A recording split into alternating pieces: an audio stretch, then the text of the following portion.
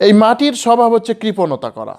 আপনি মাটিতে একটা কিছু গেড়ে দেবেন, দেখবেন মাটি ঠিকই কিন্তু সে আত্মসাৎ করা শুরু করেছে, মাটির তলে ঢুকিয়ে ফেলছে। মানুষ যাই পায় সে নিজের ভিতরে রাখতে চায়, মানুষ কাউকে কিছু দিতে চায় না। এর চিকিৎসা হচ্ছে জাকাত। তুমি জাকাত দিলে তোমার মধ্যে এই কৃপণতা আল্লাহ রাব্বুল আলামিন দূর করে দেবেন, সুবহানাল্লাহ। সুতরাং এই জাকাতের আমরা এই হাকিকতটুকু বর্ণনা করলাম। এবারে আসেন জাকাত শব্দের মানে কি। জাকাত শব্দটির অর্থ হচ্ছে পবিত্র করা, অর্থাৎ আল্লাহ রাব্বুল আলামিন এই জাকাতের মাধ্যমে মানুষকে তার মাল সমান পবিত্র করে দেবেন। আল্লাহ পাক সূরা তাওবার 103 নম্বর আয়াতে বলছেন, খুয মিন আমওয়ালিহিম সাদাকাতান তুতাহিরুহুম তুযাক্কিহিম বিহা। আল্লাহ পাক কি বলছেন? তুমি তোমার মাল সমূহকে গ্রহণ করো, তুমি তাদেরকে পবিত্র করো তার মাল গ্রহণ করে। অর্থাৎ এই জাকাত শব্দের অর্থ হচ্ছে পবিত্র করা। আরেকটি শব্দের অর্থ, জাকাত শব্দের অর্থ হচ্ছে বৃদ্ধি পাওয়া। আমাদের সমাজে আমরা মনে করি জাকাত দিলে মনে হয় আমার কমে গেল। না, জাকাত দিলে কিন্তু কমে না, বরং জাকাত দিলে আল্লাহ রাব্বুল আলামিন বাড়িয়ে দেন। জরবেন সুবহানাল্লাহ। কীভাবে বাড়িয়ে দিলেন? আমরা তো দেখলাম যে জাকাত দিলেই মনে হয় কমে গেল। একটা বাস্তব উদাহরণ দিয়েছেন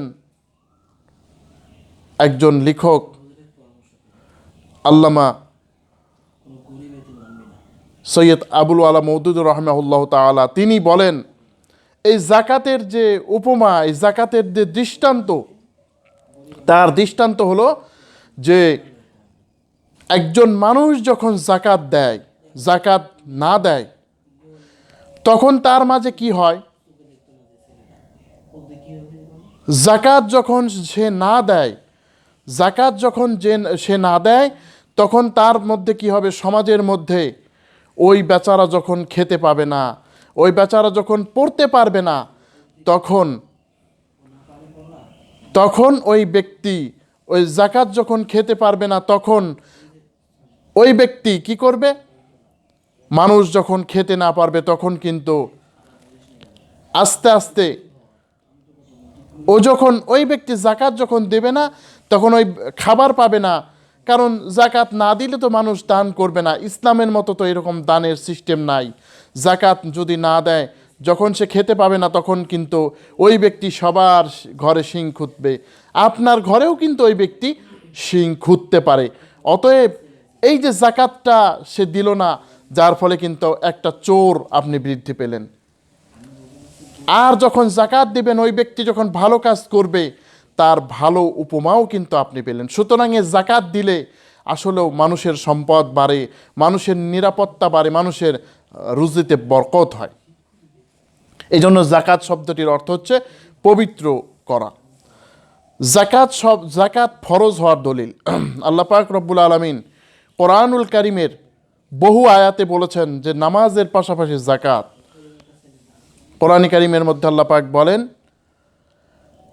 যালিকাল কিতাবু লা রাইবা ফীহি হুদাল লিল মুত্তাকিন আল্লাযীনা ইউমিনুনা বিল গায়বি ওয়া ইউকিমুনাস সালাতা ওয়া মিম্মা রাযাকনাহুম ইউনফিকুন। যারা নাকি অদৃশ্যের প্রতি বিশ্বাস করবে আর যারা নামাজ কায়েম করবে, আমি তাদেরকে যে সম্পদ প্রদান করেছি তা থেকে ব্যয় করবে।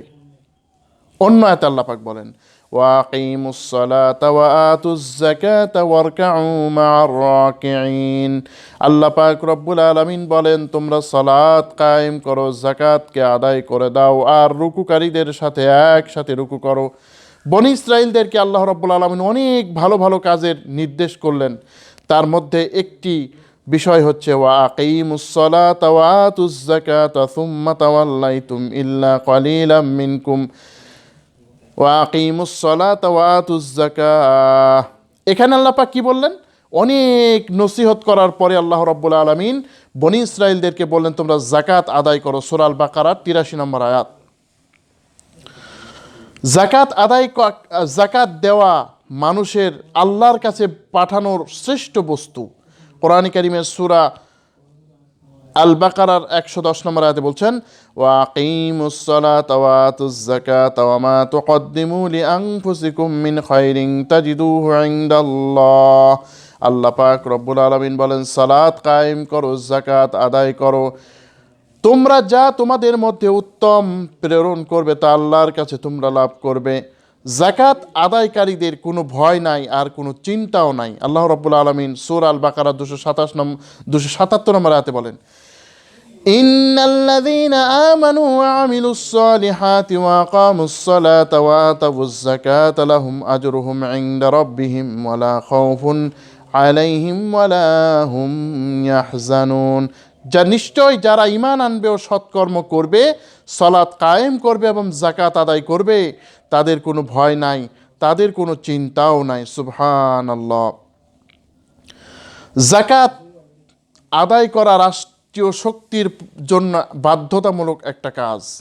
সূরা হজের মধ্যে আল্লাহ রাব্বুল আলামিন বলেন, আল্লাযীনা ইম্মাক্কান্নাহুম ফিল আরদি আকামুস সালাতা ওয়া আতাউয যাকাতা ওয়া আমারু বিল মা'রুফি ওয়া নাহাউ আনিল মুনকার।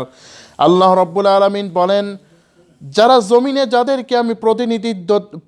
যাদেরকে প্রতিনিধিত্ব দান করেছি তাদের মধ্যে তারা সালাত কায়েম করবে এবং যাকাত আদায় করবে, সৎ কাজের আদেশ দেবে, অসৎ কাজে নিষেধ করবে। অর্থাৎ যারা রাষ্ট্রীয় শক্তি, যদি রাষ্ট্র কোনো ইসলামী রাষ্ট্র হয়, আল্লাহ রাব্বুল আলামিন যদি ইসলামকে রাষ্ট্রীয় ক্ষমতায় নিয়ে আসেন, তাহলে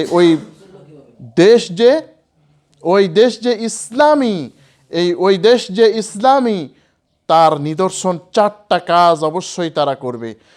1 নাম্বার কি কাজ করবে? সালাত কায়েম করবে, অর্থাৎ নামাজ কায়েম করবে। এখন কোনো রাষ্ট্র যদি সরকার যদি বলে নামাজ কায়েমের নাম নাই, আর বলে অমুক ফাউন্ডেশনে যাকাত দিন, এটা কিন্তু হবে না। কারণ যে নামাজ কায়েম আগে, তারপরে যাকাত আদায় করবে, সৎ কাজের আদেশ করবে, অসৎ কাজের নিষেধ করবে। এটা হচ্ছে রাষ্ট্রীয় শক্তির অন্যতম একটা ফরজ কাজ, একটা বাধ্যতামূলক কাজ। এবার আমরা যাকাত আদায়কারী কিছু ফজিলত বর্ণনা করার আগে আরও একটু হাদিস আমরা বলতে চাই। হাদিসে জিবরিল যেটাকে বলা হয়, আল্লাহ নবী সাল্লাল্লাহু আলাইহি ওয়াসাল্লাম তিনি বললেন, আল্লাহ নবী সাল্লাল্লাহু আলাইহি ওয়াসাল্লামকে জিবরাইল আলাইহিস সালাম তিনি জিজ্ঞাসা করলেন, ইয়া রাসূলুল্লাহ আখবিরিনি আনিল ইসলাম, হে আল্লাহর নবী একটু বলুন ইসলাম কি জিনিস। তিনি বললেন, আল ইসলাম আন তাশহাদু আল্লা ইলাহা ইল্লাল্লাহ ওয়া আন্নী রাসূলুল্লাহ ওয়া তুকিমুস সালাতা ওয়া তুতিজ যাকাহ ওয়া তাসুমু ওয়া তাহুজ্জুল বাইতি ইন ইসতাতা ইলাইহি সাবিলা। ইসলামের যে খুঁটি, মানে ইসলাম বলতে যা বোঝায়, আল্লাহ নবী বললেন তুমি সাক্ষ্য দেবে আল্লাহ ছাড়া বরহক সত্য কোনো মাবুদ নাই, আল্লাহ এক, এই সাক্ষীটা দেবে। আল্লাহর নবী রাসূলুল্লাহ সাল্লাল্লাহু আলাইহি ওয়াসাল্লাম সম্পর্কে সাক্ষ্য দেবে যে তিনি আল্লাহ রাসূল, সালাত কায়েম করো, যাকাতকে তুমি আদায় করবে, হজ করবে, রমজানে রোজা রাখবে এবং হজ করবে। সুতরাং যাকাত যে ফরজ, এটা কোনো সন্দেহ নাই, হাদিস দ্বারাও তার প্রমাণ পাওয়া গেল। এমনকি কোনো দায়ী যখন কোনো জায়গায় দাওয়াতি কাজ যখন সে করবে, তখনও কিন্তু সে বলবে, ইয়ামেন যখন আল্লাহর নবী সাল্লাল্লাহু আলাইহি ওয়াসাল্লাম সাহাবী মুআজ ইবনে জাবাল রাদিয়াল্লাহু তাআলা আনহুকে পাঠালেন, তখন তিনি বললেন যে কি করবে তুমি ইন্নাকুম লাতাতি আহলিল কিতাব, তুমি যাচ্ছ এমন সম্প্রদায় যারা আহলে কিতাব, তুমি তাদের কাছে কি করবে? 1 নম্বর সাক্ষী দিতে বলবে আনতা আবুদাল্লাহ, আল্লাহ ছাড়া আর কোনো উপাস্য নাই, নামাজ কায়েম করবে, যাকাত আদায় করবে। সুতরাং এই যাকাতের অনেক বেশি গুরুত্ব, এই ফরজ। আমাদের সমাজে আমরা বলি নামাজ রোজা, আমরা বলি যে নামাজ রোজা, আসলে কথা ঠিক নয়। বরং নামাজ এবং যাকাত, নামাজ রোজা এই কথাটি বলবো, এই কথাটি মোটেই ঠিক নয়। বরং বলতে হবে সালাত এবং যাকাত, নামাজ যাকাত। সুতরাং এই নামাজ রোজা বলি আমরা নামাজের পরেই রোজার স্থান দিয়েছি, আমরা কিন্তু এটা বলবো না। আমরা কি বলবো? নামাজ, সালাত এবং যাকাত। হাদিস কোরআনে এরকমই রয়েছে। যাকাতের ফজিলত সম্পর্কে আল্লাহ রাব্বুল আলামিন বলেন, মুসা আলাইহিস সালাম বললেন যে হে রব, আমার উম্মতকে আপনি গজব দিয়েন না। আল্লাহ পাক কি বলেন? ফাসাকতুবুহা লিল্লাযীনা ইয়াত্তাকুনা ওয়া ইউতুনাজ যাকাতা ওয়াল্লাযীনা হুম বিআয়াতিনা ইউমিনুন। আমি অতি সত্বর লিখে দিয়েছি তাদেরকে, তোমরা যাকাতকে আদায় করে দেবে, তাহলে আমি আল্লাহ রাব্বুল আলামিন তোমাদের উপরে গজব দেব না। সুবহানাল্লাহ। যাকাত যে জাতি আদায় করবে, আল্লাহ রাব্বুল আলামিন তাদেরকে গজব দিয়ে ধ্বংস করবেন না। আল্লাহ নবী সাল্লাল্লাহু আলাইহি ওয়াসাল্লাম তিনি বলেছেন, যদি কোনো সম্প্রদায় যাকাত না দেয়, তাহলে আল্লাহ রাব্বুল আলামিন তাকে চান যে পানির দুর্ভিক্ষ দিয়ে, অর্থাৎ খরা দিয়ে ধ্বংস করে দিতে, কিন্তু দেন না। কারণ এই যে চতুষ্পদ জন্তু, পশু পাখি, এগুলো কিছু আছে, এই পশু পাখি এর কারণেই আল্লাহ রাব্বুল আলামিন এই সম্প্রদায়কে ধ্বংস করে দেন না। সুতরাং এই যাকাত অনেক গুরুত্বপূর্ণ একটা বিষয়। আমাদের এই জিনিসটি মনে রাখতে হবে যে যাকাত যদি না দেই, তাহলে কিন্তু আমাদের ওপরে আল্লাহ তাআলার গজব নাজিল হবে। আজ দেখেন, আমরা মুসলমান দাবি তো করি ভালো, কিন্তু কয় পার্সেন্ট মানুষ আমরা যাকাত দেই? সুতরাং যার ফলে আল্লাহর গজব, আল্লাহর বিপদ, লানত আমাদের উপরে আপতিত হচ্ছে। অতএব আমাদেরকে যাকাত অবশ্যই আমাদেরকে দিতে হবে। এইবারে আমরা যাকাত আসলে কি দিয়ে দেব? যাকাতটা তো আমরা দেব বুঝলাম, যাকাত দেব কি দিয়ে, কোন জিনিস দিয়ে যাকাত দেব? যাকাত দিতে হবে স্বর্ণ, রৌপ্য, এবং ওই পরিমাণ যদি নগদ অর্থ থাকে। স্বর্ণ রৌপ্য মানে 7.5 তোলা আপনার যদি স্বর্ণ থাকে, তাহলে ওই স্বর্ণের হিসাব করে যাকাত আপনাকে আদায় করতে হবে। আর যদি আপনার মোটামুটি 85 গ্রামের মতো রৌপ্য থাকে, তাহলে যদি আপনার 52.5 তোলা রৌপ্য থাকে, তাহলে আপনাকে ওই রৌপ্যর হিসাব করেও আপনাকে যাকাত প্রদান করতে হবে। এই অনুযায়ী এই টাকা পয়সা যদি থাকে, তাহলে আপনার 1 বছরের জন্য যদি উদ্বৃত্ত থাকে, তাহলেই আপনার উপরে যাকাত কিন্তু আদায় করতে হবে। আল্লাহ রাব্বুল আলামিন এই যাকাতকে আদায় করবেন, আল্লাহ রাব্বুল আলামিনের সন্তুষ্টির জন্য এই যাকাতকে আমাদের আদায় করতে হবে। আর আরও কিছু যাকাত আছে, যেমন ফসলের যাকাত আছে। যদি এ বিষয়ে আল্লাহ রাব্বুল আলামিন কোরআনুল কারীমেও নির্দেশ দিয়েছেন। সূরা আল বাকারার 267 নম্বর আয়াতে, ইয়া আইয়ুহাল্লাযীনা আমানু আনফিকু মিন তাইয়্যিবাতি মা রাযাকনাকুম أنفقوا من طيبات ما كسبتم ومما أخرجنا لكم من الأرض। হে ইমানদারগণ, আনফিকু, তোমরা ব্যয় করো, দান করো, দাও, যা জমিন থেকে উৎপন্ন হয়েছে তা তোমরা দিয়ে দাও। জমিন থেকে উৎপন্ন ফসলেরও যাকাত দিতে হবে। আজকে আমরা এই জিনিসটি উপেক্ষা করি, এই জিনিসটা আমরা দেই না। জমিনে কত ফসল উৎপন্ন হচ্ছে আমাদের, কিন্তু আমরা দেই না। আমরা মনে করি যে আমরা দিয়ে দেব, আমরা দেব কোত্থেকে, আমরা অমুক, আমাদের সারের দরকার, অমুক দরকার, তমুক দরকার। কিন্তু মনে রাখতে হবে, যাকাতটা একে বলে, আরবিতে বলে ওসর, অর্থাৎ এই ওসরটাও আপনাকে কিন্তু দিতে হবে। এটাও কিন্তু যাকাতের অন্তর্ভুক্ত। মানে যদি আপনার এই ফসল যদি কোনো রকমের সেচ কাজে না হয়, অর্থাৎ শুধু বৃষ্টির পানিতে প্রাকৃতিকভাবে হয়, তাহলে কিন্তু আপনাকে 10 ভাগের 1 ভাগ দিতে হবে। আর যদি আপনার সেচ সুবিধা করতে হয়, সার এগুলো হাবিজাবি দিতে হয়, তাহলে 20 ভাগের 1 ভাগ আপনাকে কিন্তু এই যাকাতটা পরিশোধ করতে হবে। এইবারে আসুন, আমরা এই যাকাতটা আসলে কে কে পাবে? যাকাতের খাত কয়টা? এই যাকাতের খাত সম্পর্কে আল্লাহ রাব্বুল আলামিন সূরা তাওবার 60 নম্বর আয়াতে বলছেন, ইন্নামাস সাদাকাতু লিল ফুকারা, নিঃসন্দেহে এই সাদাকা, এই যাকাত পাবে ফকিররা।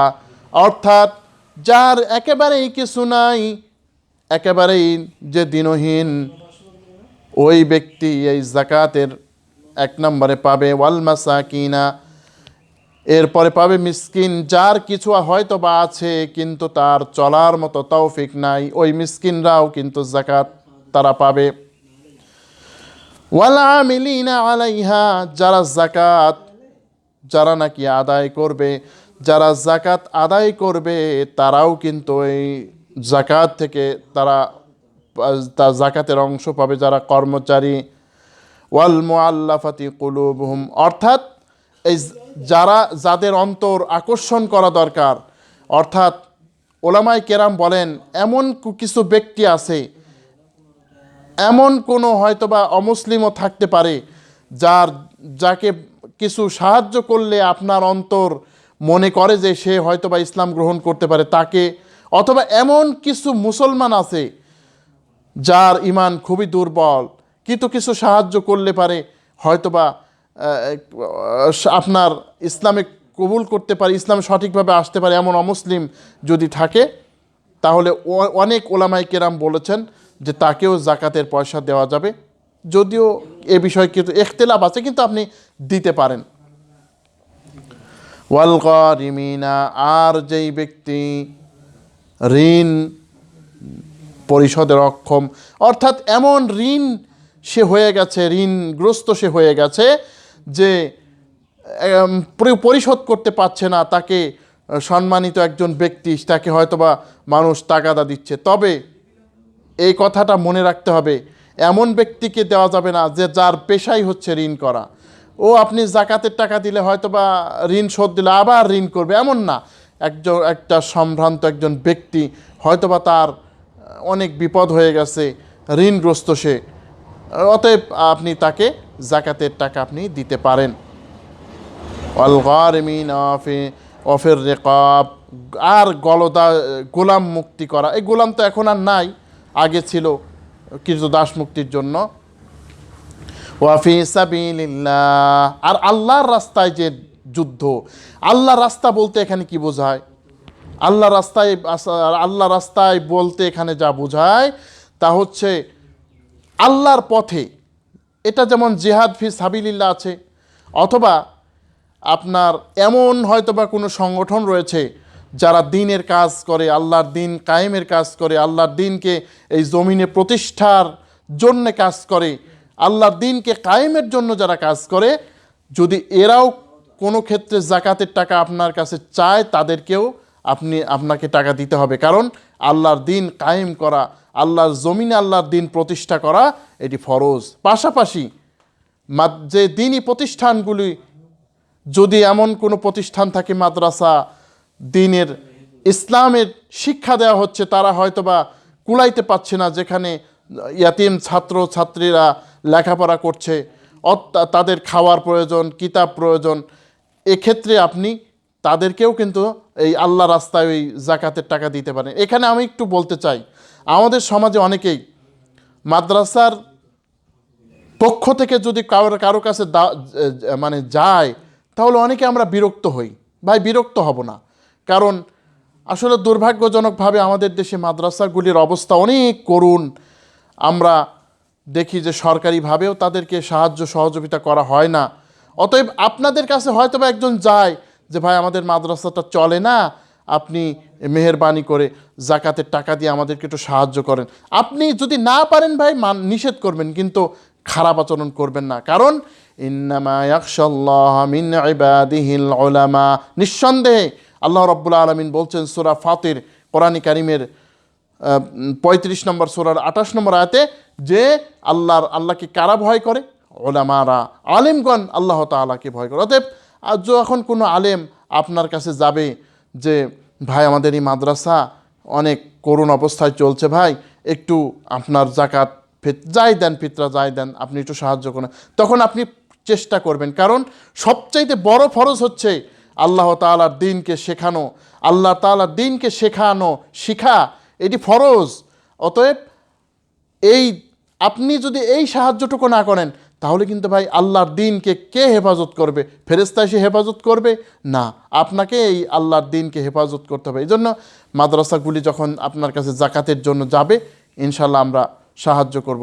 ওয়াবেনিস সাবিল, আর যারা পথচারী তাদেরকেও আমরা ইনশাআল্লাহ সাহায্য করতে পারি।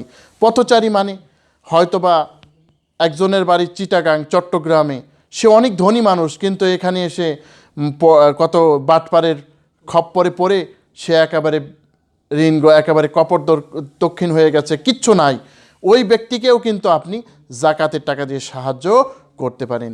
এরপর আল্লাহ পাক বলছেন ফারিদাতাম মিনাল্লাহি ওয়াল্লাহু আলিমুন হাকিম।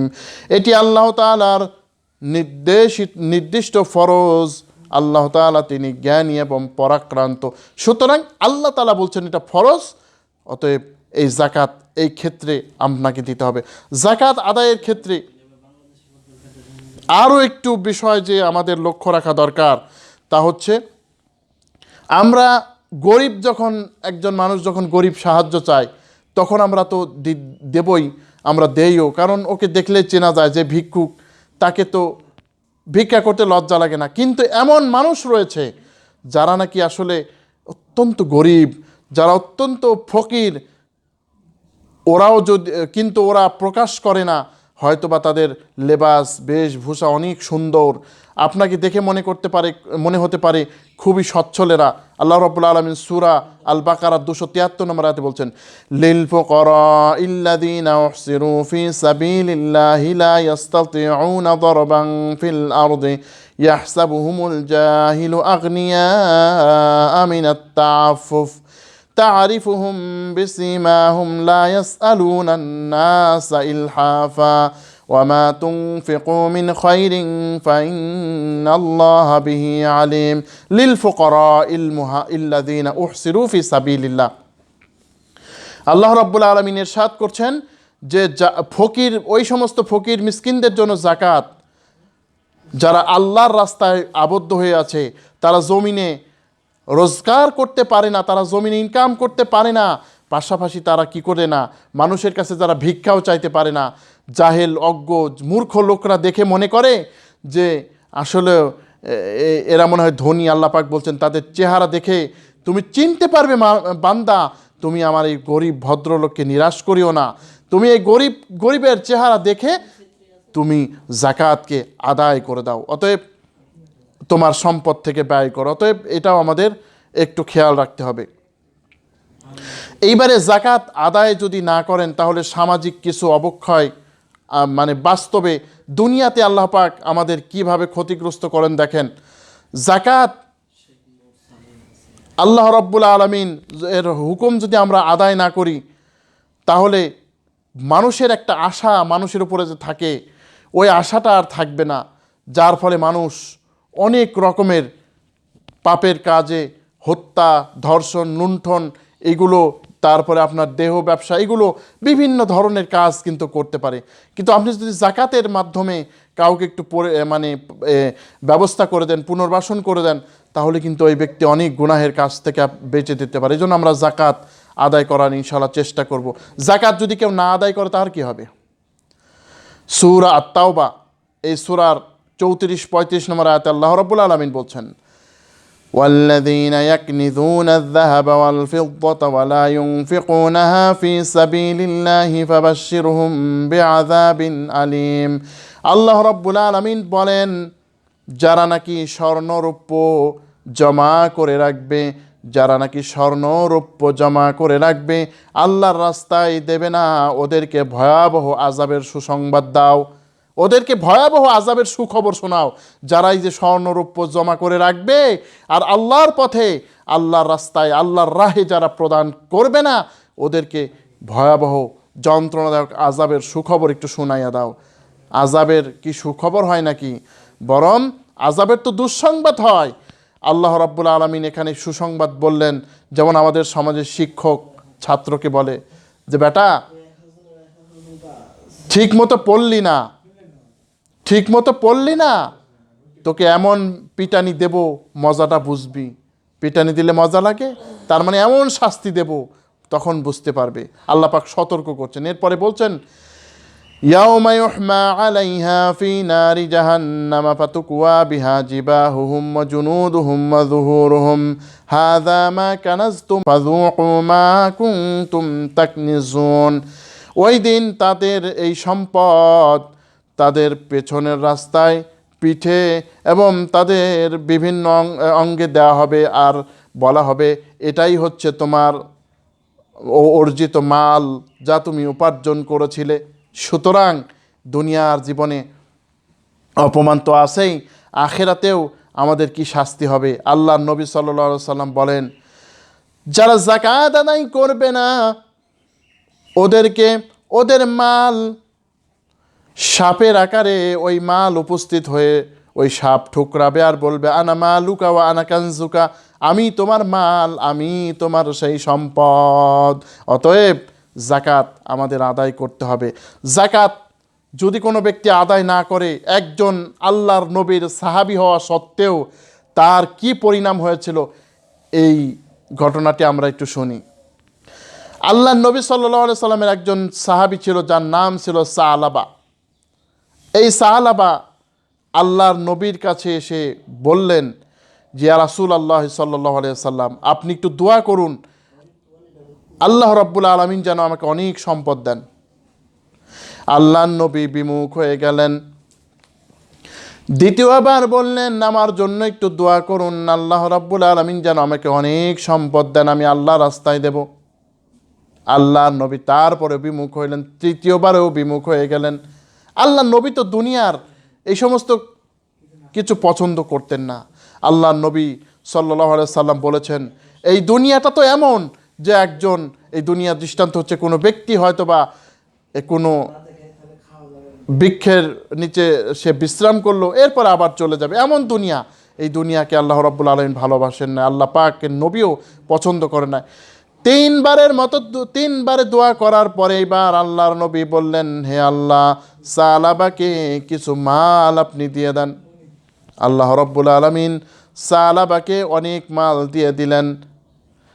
এমন মাল হয়ে গেল, মসজিদে নববী থেকে একটু দূরে চলে গেলেন যেই সাহাবী 5 ওয়াক্ত নামাজ মসজিদে নববীতে আদায় করতেন, ওই সাহাবী যোহর এবং আসরের নামাজ মসজিদে নববীতে আদায় করতেন, আর তিনি আর পারতেন না।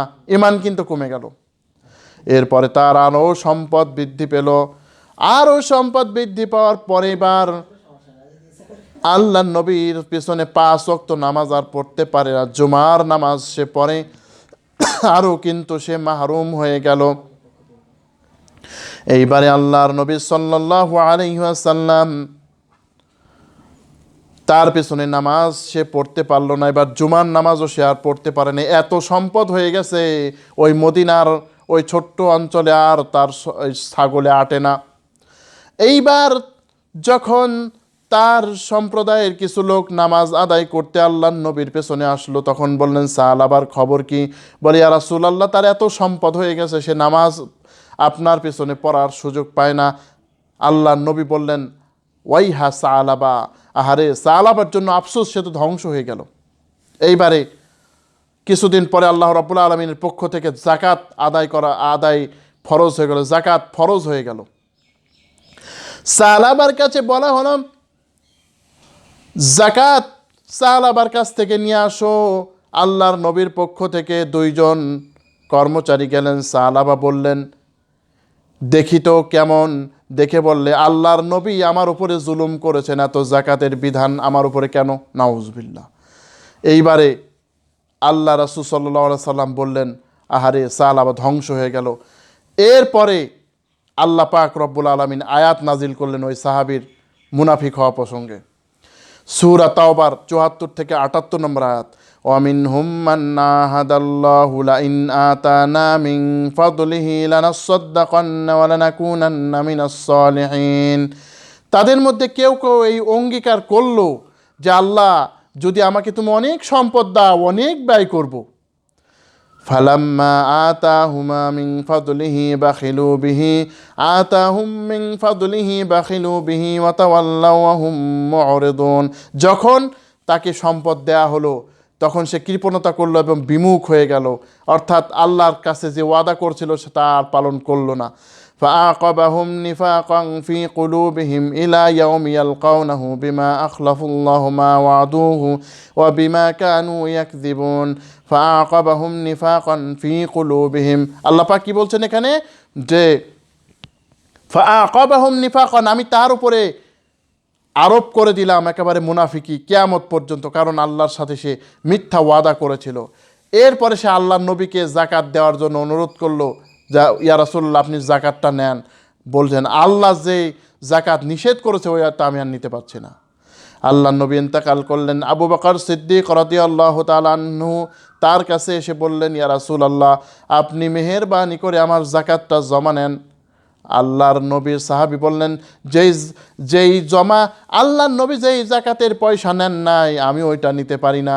ওমর রাদিয়াল্লাহু আনহুর জামানায় তার কাছে হাতে পায়ে ধরল, বলল না আল্লাহর নবী নেন নাই, আবু বকর নেন নাই, আমি ওমর নিতে পারি না। হযরতে ওসমান রাদিয়াল্লাহু তাআলা আনহুর কাছেও এসে বলল, হে আমিরুল মুমিনিন আপনি জাকাতটা নেন। বললেন আমি তো দূরের কথা, আল্লাহর নবী নেন নাই, আবু বকর ওমর নেন নাই, আমি নিতে পারবো না। ওই সাহাবী অবশেষে বেঈমান হয়ে দুনিয়া থেকে বিদায় গ্রহণ করেছে, নাউজুবিল্লাহ। সুতরাং এই জাকাত আদায় না করলে আপনি কিন্তু বেঈমান হয়ে মরার সম্ভাবনা আপনার আছে। অতএব এই জাকাত আদায় করতে হবে। এই জাকাত আদায় না করলে কি হয় দেখেন, আপনি মানুষের হক নষ্ট করলেন। আল্লাহর হক তো নষ্টই করলেন। আল্লাহর হক, আল্লাহ তো এই টাকা দিয়ে আপনার খাবে না, মানুষই খাবে। এই আল্লাহর হুকুম আপনি ভাঙলেন, আবার মানুষের হুকুমও আপনি ভাঙলেন। আপনার এই টাকা কিন্তু টিকবে না। দেখেন আজকে যারা অনেক বড় ধনী মানুষ, তাদের অবস্থা কি জানেন? তাদের অবস্থা হলো তাদের পরিবারে শান্তি নাই, তাদের অমুক নাই তমুক নাই, এত ইনকাম করে তারপরেও তাদের খাই মিটে না। অতএব জাকাত আমরা দেওয়ার চেষ্টা করব। সুতরাং এরপরে রমজান মাসের জন্য খাস যে বিষয়টা হচ্ছে সেটা হচ্ছে সাদাকাতুল ফিতর, অর্থাৎ ঈদ উল ফিতরের আগে যে সদকা দেওয়া হয়। আল্লাহ নবী সাল্লাল্লাহু আলাইহি ওয়াসাল্লাম থেকে বর্ণিত রয়েছে, সাহাবাই কেরাম বলেন যে আমরা 100 পনির, 100 খেজুর, 100 আপনার কিশমিশ দিয়ে কি করতাম, সদকাতুল ফিতর আমরা প্রদান করতাম। অর্থাৎ এই যে 100 মানে কি, 100 মানে হচ্ছে প্রায় আপনার 3.25 কেজির মতো, অর্থাৎ 3.25 কেজি। আবার আমরা নিসপোসা মানে 2.25 কেজি করি, আমাদের ভাষায় ধরি 2.25 কেজি। আমরা খাদ্যশস্য সমান আপনাকে কিন্তু এই সদকাতুল ফিতর আপনাকে দিতে হবে। অর্থাৎ যেই জামানায় যেই খাদ্যশস্যটা চলে ওই খাবার অনুযায়ী আপনাকে দিতে হবে। যেমন আমাদের এই এলাকায় যেমন চলে চাউল, এই চাউলের দাম হিসাব করে কিন্তু আপনাকে সদকাতুল ফিতর দিতে হবে। আমরা অনেকেই বসে থাকি যে ইসলামিক ফাউন্ডেশন কবে ঘোষণা করবে, আমরাও কিন্তু হিসাব করে দিতে পারি। আপনি আজকে হিসাব করবেন বর্তমানে একটু ভালো মানের চাউলের 2.25 কেজি চাউলের দাম কত, আরও যদি বেশি দিতে চান প্রায় 3.5 কেজি চাউলের দাম কত, এর উপরে ভিত্তিতে কিন্তু আপনি সদকাতুল ফিতর নিজেই হিসাব করে দিতে পারবেন। অতএব ওই সময়ের যে খাদ্যশস্য আছে, বর্তমানে যেই দেশে যে খাদ্যশস্য চলে, আরব দেশে চলে রুটি, আমাদের দেশে চলে চাল, ওই অনুযায়ী আপনাকে দাম হিসাব করে কিন্তু আপনাকে অবশ্যই সদকাতুল ফিতর দিতে হবে। শুধুমাত্র ওই লামসাম সদকা দিয়ে দেবেন আর হবে না। আর এই সদকাতুল ফিতরের উদ্দেশ্য কি? উদ্দেশ্য হচ্ছে যে গরিবদের ঈদ উল ফিতরের ঈদের দিনের খাবারের নিশ্চিত করা। এই জন্য ঈদ উল ফিতরের আগেই কিন্তু আপনাকে সদকাতুল ফিতর দিতে হবে। আমাদের সমাজে অনেকেই মানে ঈদের 2-1 দিন পরেও দেয় দেখেছি আমি। অতএব এমন না, আপনাকে অবশ্যই ঈদের দিন সদকা দিয়ে তারপরে আপনাকে ঈদের মাঠে যেতে হবে। যদি ঈদের দিন সদকা আপনি না দেন, অর্থাৎ ঈদের নামাজের পরে দেন, তাহলে কিন্তু আপনি এই সদকাতুল ফিতরের সওয়াব পাবেন না, অনেক সওয়াব কমে যাবে আপনার। সুতরাং আপনাকে অবশ্যই ঈদ উল ফিতরের দিন এই সদকা আপনাকে দিতে হবে। ঈদের আগেও দেওয়া যাবে, 2-1 দিন আগেও সদকাতুল ফিতর দেওয়া যাবে, কোনো অসুবিধা নাই। অতএব এই সদকাতুল ফিতর আমাদেরকে এই দিতে হবে। সদকাতুল ফিতর আর জাকাতের ভিতরে কিন্তু পার্থক্য আছে। জাকাত একটা নির্দিষ্ট সম্পদ, অর্থাৎ 7.5 তোলা আপনার স্বর্ণ, 52.5 ভরি রৌপ্য, 1 বছরের জন্য ওই পরিমাণ টাকা মজুদ থাকতে হয়। কিন্তু সদকাতুল ফিতরের এটা কিন্তু শর্ত না। মনে করেন কেউ ঈদের দিন 1 লাখ টাকার মালিক হয়ে গেছে, আগে কিছুই ছিল না, ওর কিন্তু সদকাতুল ফিতর ওয়াজিব হয়ে গেছে, ওকে দিতে হবে। অর্থাৎ প্রত্যেকটা সদস্য, অর্থাৎ একটা পরিবারের প্রত্যেকটা সদস্য, যতজন সদস্য আছে ততজন সদস্যর একটা পরিমাপ হিসাব করে সদকা দিতে হবে। একটা পরিবারে যদি 7 জন সদস্য থাকে, ওই 7 জনের সদস্যর আপনার টাকা কিন্তু সদকা দিতে হবে। মনে করেন একটা শিশু ভূমিষ্ঠ হয়েছে, ওই ভূমিষ্ঠ শিশুর সদকা কিন্তু দিতে হবে, সদকাতুল ফিতর দিতে হবে। তবে যে মারা যাবে তার সদকাতুল ফিতর দিতে হবে না। মনে করেন ঈদের দিন কেউ মারা গেল, ওর সদকাতুল ফিতর আর দেওয়া লাগবে না। এজন্য এই সদকা আমাদেরকে দেওয়ার জন্য আল্লাহ রাব্বুল আলামিনের পক্ষ থেকে নির্দেশ আছে। এরপরে যে বিষয়টি, সদকাতুল ফিতরের উদ্দেশ্য কি দেখেন, অন্যান্য ধর্মের যে উৎসব আছে, অন্যান্য ধর্মের যে উৎসব আয়োজনগুলি করা হয়, এই উৎসবে কেবলমাত্র গরিবেরা চেয়ে চেয়ে দেখে, তারা কিন্তু কিছু ভাগ পায় না। যেমন এই যে আপনি হিন্দুদের দুর্গা পূজা বলেন, তারপরে যাই বলেন, ওই সব উৎসব শুধুমাত্র দেখতে পারে মানুষ, কিন্তু এতে তেমন কোনো ফায়দা পায় না, এতে তেমন কোনো উপকারও পায় না, এতে কিছুই পায় না। কিন্তু মুসলমান এমন কোনো উৎসব নাই যে উৎসবে গরিব শরিক হতে পারে না। দেখেন, মানুষ ঈদ করবে, ধনীর ছেলে মেয়েরা পোলাও কর্মা খাবে, সেমাই খাবে, আর গরিবের ছেলে মেয়েরা পান্তা ভাত খেয়ে ঘুরে বেড়াবে, এটা না। আল্লাহ রাব্বুল আলামিন বলেন, আমার গরিব বান্দা যাতে এই সদকাতুল ফিতর নিয়ে তার ছেলেরা যাতে আগে আনন্দ করতে পারে, বান্দা ওই সুযোগ তোমাকে করে দিতে হবে। ঈদ আসে না কাহার ঘরে, তাহার আগে খবর নাও। ঈদ আসে না কাহার ঘরে, তাহার আগে খবর নাও। যদি আপনি একটা প্রতিবেশীর কষ্টই না দূর করতে পারলেন, তাহলে আপনি আর কিসের ইমানদার? আল্লাহ নবী কি বলছেন, ওই ব্যক্তি কখনো ইমানদার নয় যে নাকি পেট পুরে নিজে খাবে অথচ তার পরিবারের সবাই অভুক্ত থাকবে, ওই ব্যক্তি কখনোই ইমানদার হতে পারে না। সুতরাং এই যে সদকা, আমরা অনেকেই অনেক কিছু তালিল করি না, এই সদকাটা প্রধানত কিন্তু আত্মীয় স্বজন তো পাবেই, কিন্তু আপনার প্রতিবেশী কিন্তু আপনার এর হকদার।